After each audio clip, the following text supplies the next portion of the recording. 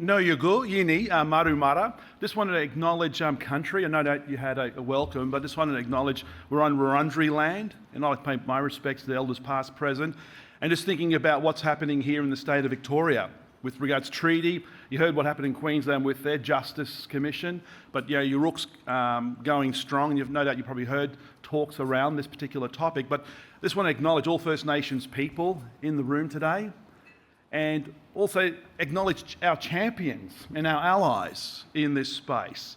Because I was talking to Andrew earlier, because 2007, I gave a presentation here because, as was mentioned, I was the first president of Tarwirri. It wasn't Tarwirri back then, but back in 2007 at the RACV building, and I gave a joint presentation with the then Justice Bell on the Charter of Human Rights and Responsibility.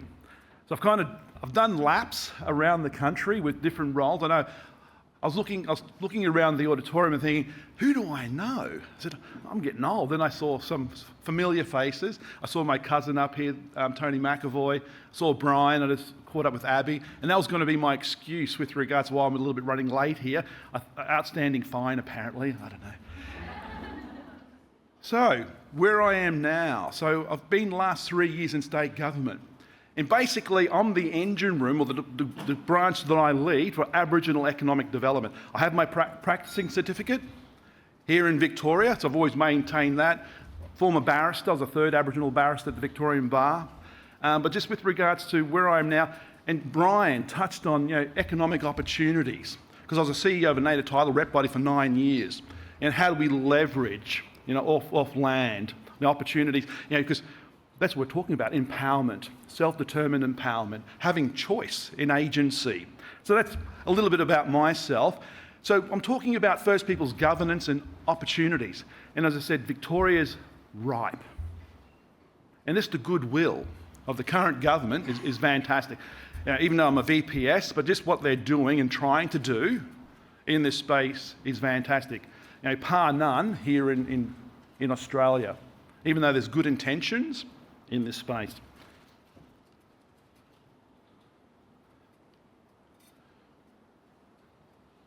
Here we go. So just with regards to expanding on the treaty process, because what's envisaged here, a statewide treaty, then eventually individual treaties amongst traditional owner groups. But what are the opportunities? And I think the glue is that self-determination, how we empower First Peoples in decision making. And we always talk about free, prior, informed consent, UNDRIP, but what does that actually mean in practice? Because even with regards to the department I lead, I'll just go to the next slide. Just a little bit about DJ SIR. We don't say sir, DJ sir, it's not politically correct, but anyway, so jobs, skills, industries and regions. And we're the engine room. This is what our secretary, when he was first appointed as a secretary for our department 18 months ago, this department's viewed as the engine room for the economy of Victoria. So just think about that for a moment, but then think about what's happened to Aboriginal people vis-a-vis colonisation and the impact of that being excluded from the market, intentionally excluded from the market. And how do we turn things around? And that's one thing I'm really proud with regards to this next slide I'm going to show you. The Yuma Yurrumboi strategy. Yuma Yurrumboi is a Woiwurrung word. So you got Wurundjeri are the people, and the Woiwurrung is the language. And it means invest in tomorrow. And this strategy, and why I'm so proud about it, it's the first strategy in Australia, that was written by and for First Peoples.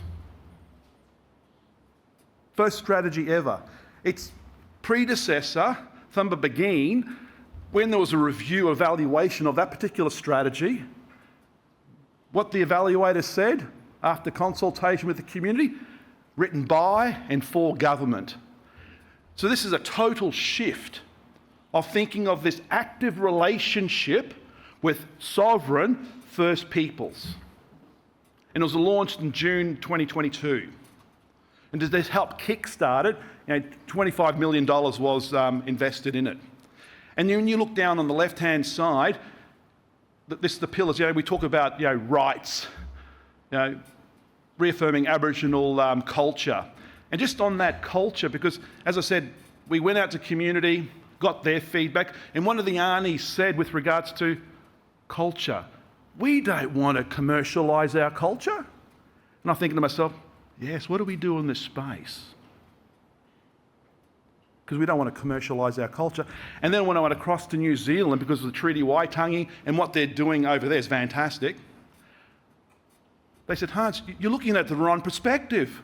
It's about culturalising commerce. And I said, that's right. We've got the oldest continuous culture in the world, and we can leverage that.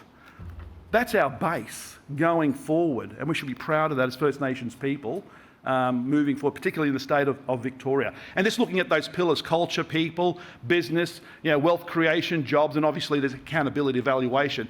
One thing about this particular strategy, there is no end date.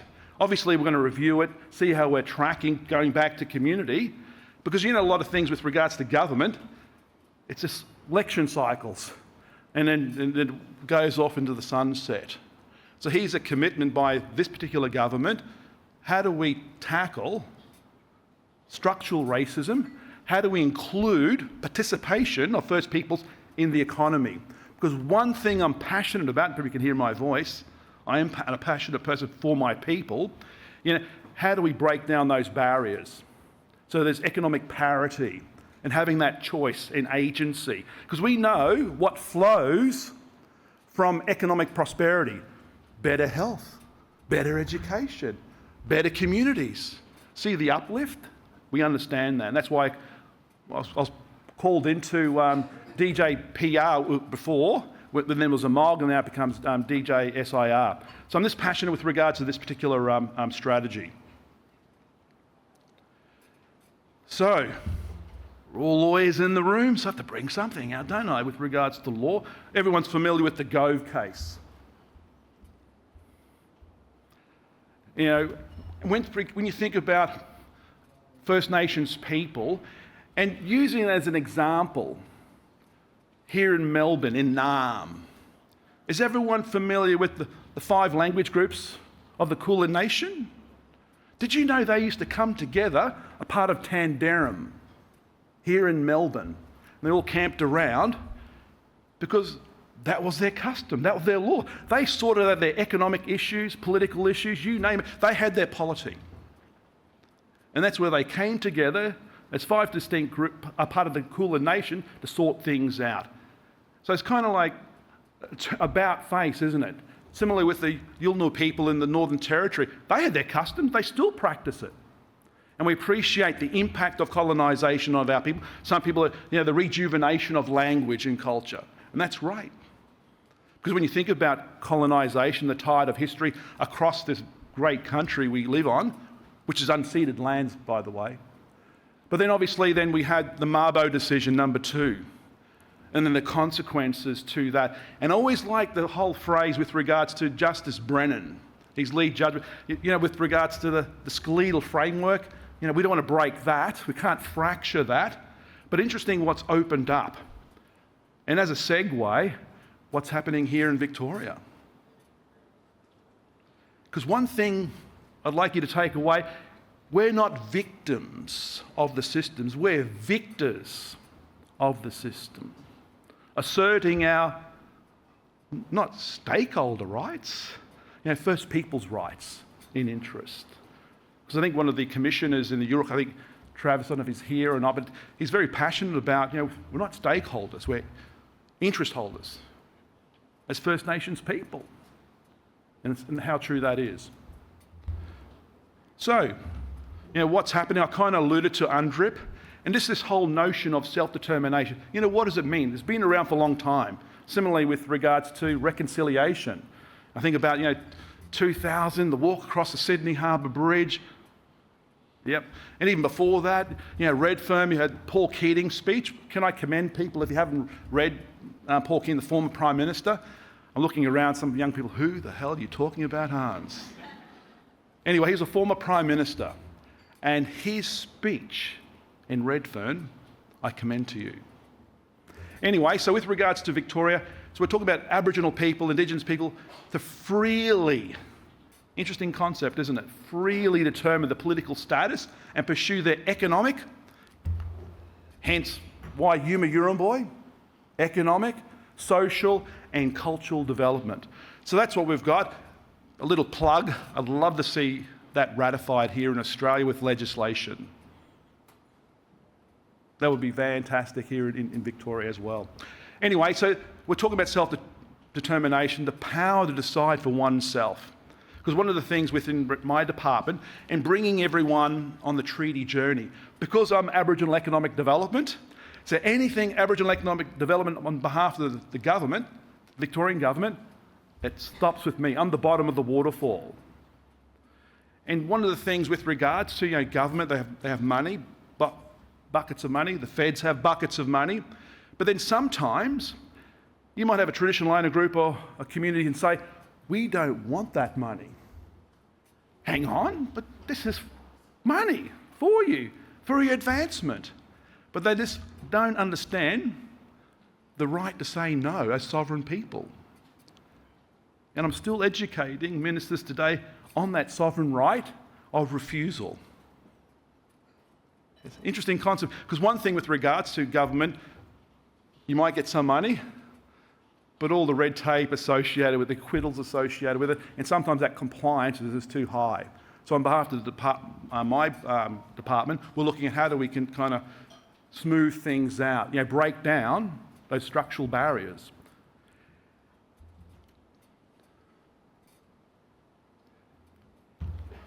So, the theme of this particular presentation is talking about challenges, but the opportunities. And I thought it'd go to the negative first, the challenges. We started with Melbourne and what the Gove case, and then moved on with the Mabo decision. But just thinking about governance itself, because I'm happy for my presentation, because in the references, because as I said, I'm viewed as a native title expert.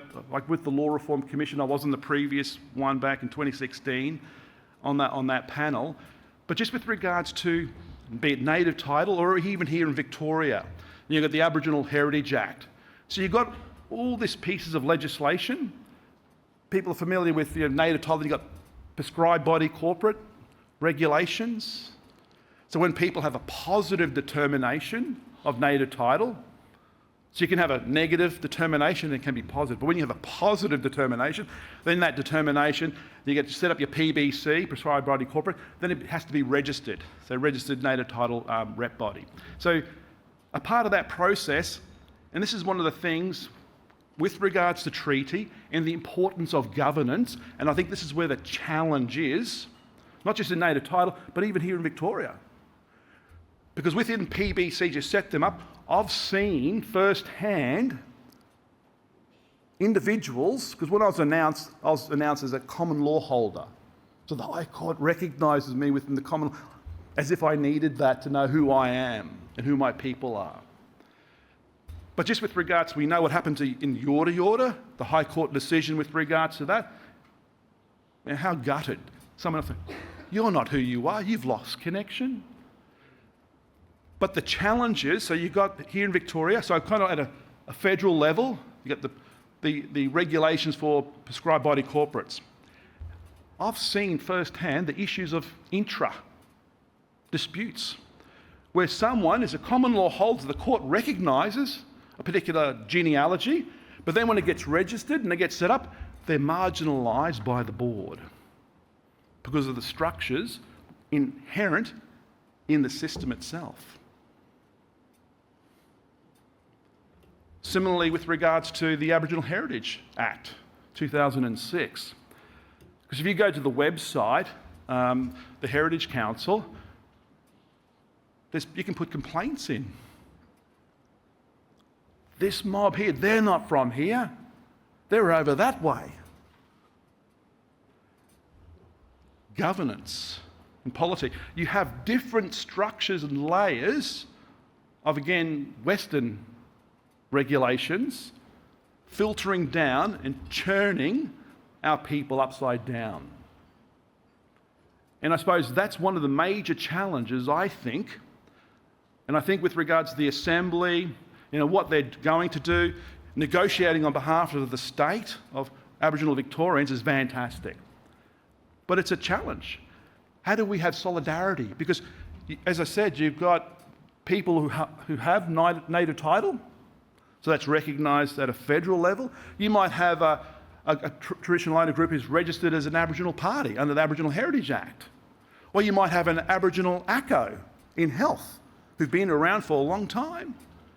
They have their own governance mechanisms. How does that play out? Who speaks for concepts like health issues? Is it just the ACOs? Was it, is the treaties for land? So these are the challenges as part of the negotiations going forward that has to be worked through. And it's fundamental to the polity of Aboriginal people. But can I say, can Aboriginal people, First Nations people work it out? Absolutely. I started with regards to the Tandarum as an example of 5 languages coming together in and around Melbourne, down with MCG, and sorted out their business. We have the skills. We have the nous following cultural laws and customs. It's always been there, but it's always been suppressed. So that's the challenge I see, who's been around for a little while, who's saying, I'm old, I've got grey hair, losing my hair, and it's not recognising anyone in the room. But so that they're the challenges I see moving forward. How do we break down the intra-disputes? Who speaks for country? Who has the cultural authority to speak for country? Because as an example, just with regards to timing, I don't want to go over time. Anyway, as an example, again, I've a lot of information in my head, but just with regards to one particular native title claim I was involved in, South Australia and Western Australia border. Eucla, people along the Nullarbor, the Murning claim. And when you think about native title, and it's quite broad, isn't it? Because the Act talks about rights and interest. Rights and interest. Who has the rights and who has the interest? And an analogy that I've used with mob, it's very crude, but I kind of explain it this way with regards to the different rights and interests. So someone could own a property in fee simple, yeah? They have title to that land. And then you can have a person who has title to that land, they lease it out because they have title over that land. They lease that land out, and the person who has the lease, what do? They sublease it. And then what the subleasers do, we've got an apple tree over here and oranges over there. We might allow licensing to take place where someone can come in and have interest in the apples or interest in the oranges. See where I'm going with this rights? Who speaks for the country, but who has interest? And with regards to the Murning, and I'm not talking out of turn here, but with regards to Murning, you have what they call initiated men. You have people, a part of the Western Desert Cultural Bloc, if you're conceived, born, or adopted into a system, because that's how that was profited by the anthropologists. But then you have certain people, initiated men, who are protectors of the song lines that goes through the country. And just talking to the group, having 400 people in a room, and they're saying, he does not speak for my country. He's not from here. And yet, to explain, but who protects those song lines? And that's so understanding and unpacking. That's just not a general thumbnail tour of this governance issues as a challenge moving forward for treaty here in Victoria. Because just recently there was another registered Aboriginal party, Wamba Wamba, I think it was in August, only a couple of months ago. But again, who speaks? Are they? And even just that recognition amongst groups. Because this interesting thing too, when I think about Timor-Leste, how do they become a sovereign country? because they're recognised by other sovereign countries. You can join the club. Similarly, native title, like, yeah, we know our neighbours, we know who they are. And so that recognition. So they're just talking about the challenges. But now the opportunities, and I think this is where the beautiful thing with regards to what's happening here in Victoria, the empowerment of First Nations people for the first time, decision making. Just so you know, as we speak, every department within the Victorian government is preparing for treaty. How do we devolve jurisdiction? You know, what rights and interests do sovereign First Peoples have when it deals with government as a sovereign entity? Because remember how in my slide, I don't know if you saw it in there, but I referred to the Victorian Constitution, and they amended the Victorian Constitution, in 2004, acknowledging First Nations. And then they're kind of like spiralled out where a lot of states now have that recognition within their preamble. My attitude with regards to that, half a loaf of bread is better than no loaf of bread. And what we're doing is incrementalism. What's happened from the Gove case to Mabo, and now what's happening here in Victoria with treaty. Are you familiar with what happened last week? The formal start of treaty. I didn't think I'd see it in my lifetime. When I look around, Abby, Jackie, did you think you'd see it in your lifetime? When I see the other, I didn't think I'd see it in my life. I think it was always going to be the next generation. And so the opportunities for First Peoples to strategically determine, what their sovereign rights are. And and even that concept, it's an active relationship, sovereign to sovereign. And just so you know, I'm familiar with regards to the arguments against we shouldn't be doing treaty. I understand all the political, and I understand the logic behind there. But again, my starting point is half a loaf of bread is better than no loaf of bread. And it's the strengths-based approach that we're doing here in Victoria. Mob are strong here. They know who they are and who you are. Your law, your language, your customs. So the opportunities going forward, and that's why the Victorian government within every department is preparing. How do we devolve jurisdiction to First Nations? It's a struggle. When people don't want to give up power, and it's going to take time. It's going to be a shift in thinking. And that's one thing I think with regards to the opportunities here in Victoria. So the challenges and the opportunities, yet it's putting that to one side. I think from a governance perspective, the recognition of the polity of individual traditional owner groups here in Victoria is fantastic. The right to self-determination, the sovereign right of refusal to go down a particular path. No matter what internal politics is being played out, leave that to the blackfellas. Now, we can sort out our own business. When we think about government or anyone else, you don't have to worry about it. We can sort out our own business. We're capable to do that. But I think moving forward, the treaty in Victoria, you have the Gove case, you have Mabo, watersheds in history. This treaty, and what we're doing here, is one of those moments. It's a new starting point in our tide of history. Thank you.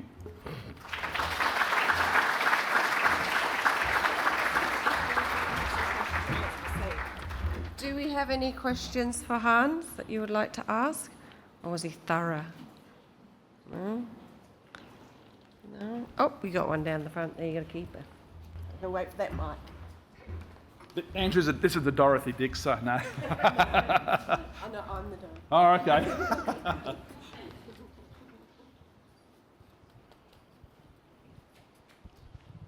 Thank you.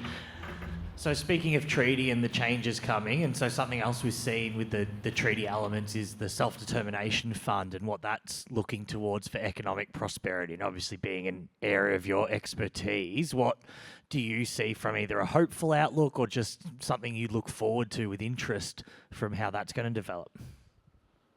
I can say a lot on that, Andrew, but I think the whole notion, because even with regards to the advancing treaty here in Victoria, I think it's section 23 22, 23. Anyway, with the self-determination fund itself and how it has to be self-determined. Equity, partnership, goodwill, partnership, all those things. It's fantastic. And I suppose with regards to how do we, it's like with native title, even with Aboriginal legal services, you need money to mount a case. We can't just always, oh, I'm guilty, then just let the system play out. No, there has to be parity at the. Obviously, we don't have parity. Who has the bigger purse? But just the ability to have parity at the negotiating table. So that's one fundamental. So traditional owner groups, hey, or individuals, because that could be the last line.